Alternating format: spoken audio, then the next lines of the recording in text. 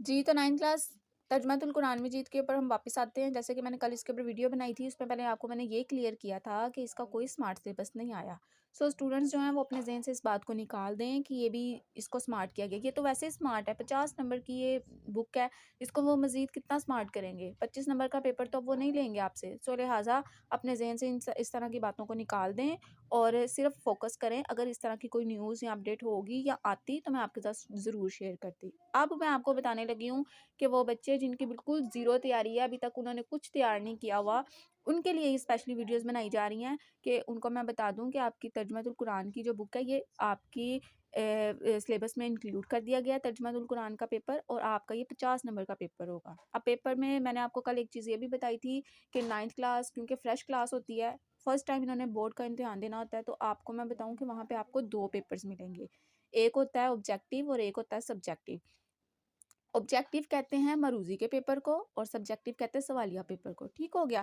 अब आपको as a sample दिखा दूँ और एक बात और क्लियर कर दूँ, बहुत से स्टूडेंट्स का ना इस लेवल पे ये माइंड बना होता है कि जो बुक के पीछे पेपर प्रिंट हुआ होता है ना, वो समझते हैं कि बस अगर हम पेपर के दिनों में उसी को याद कर लेना तो वही आ जाना। ये एक गलत एक मिथ है और ये एक गलत जो है कॉन्सेप्ट है जो स्टूडेंट्स ने अपने ज़हन में बिठाया था, वो जस्ट आपको सैंपल के तौर पे दिया जाता है कि पेपर इस तरह से बन के आना है। अब मिसाल के तौर पे तर्जुमातुल कुरान की बुक के अंदर ये पेपर है, ठीक है? स्टूडेंट्स जो बिल्कुल क्योंकि न्यू होते हैं, फ्रेशर्स होते हैं, इन्हें नहीं पता होता 9th क्लास में अक्सर बच्चे इस तरह की जो है उनके ज़हन में मिथ्स होते हैं, उनको सही नहीं पता होता तो ये देखेंगे बुक के पीछे पेपर दिया है तो बहुत से स्टूडेंट्स का माइंड होता है इसी को तैयार कर जाएँगे ना तो पेपर हमारा यही आ जाना है। तो वो दूसरों को भी इस तरह कह देते हैं। तो ऐसा कुछ नहीं करना, आपकी बुक के पीछे जो पेपर प्रिंट किया गया होता है ना, वो दरअसल आपको सैंपल के तौर पे दिया गया होता है, ताकि आपको पता लग जाए कि पेपर ऐसे आना है। अब ये देखें कुरान का पेपर जो है वो आपका 50 नंबर का आएगा। ये होता है हिस्सा मरूज़ी जिसको हम इंग्लिश में ऑब्जेक्टिव कहते हैं। सबसे पहले आपको ये मिलेगा और ये होगा 10 नंबर का। ये सामने देखें नंबरिंग लिखी हुई है। इसके बाद आपको दूसरा पेपर मिलता है इंशाइया जिसको हम इंग्लिश में सब्जेक्टिव कहते हैं, सवालों वाला पेपर। ये आपका होगा 40 नंबर का। सवाल नंबर 2 से ये शुरू होगा।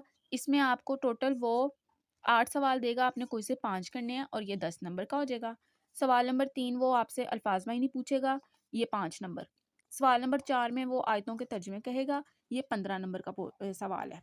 और 5वां सवाल जो होगा, वो आपसे एक लॉन्ग क्वेश्चन होगा, आपको चॉइस दी जाएगी कोई सा एक करना और ये 10 नंबर का। इस तरह देखें 10 और 5 15 और 15 30 और 10 40। 40 मार्क्स का आपका सब्जेक्टिव है और 10 मार्क्स का आपका ऑब्जेक्टिव है। इस तरह आपका कुरान का टोटल पेपर 50 मार्क्स का है। क्लियर हो गया होगा? तो ये ज़हन से निकाल दें कि जो पीछे पेपर प्रिंट होता है यही आना है, ऐसा कुछ नहीं है।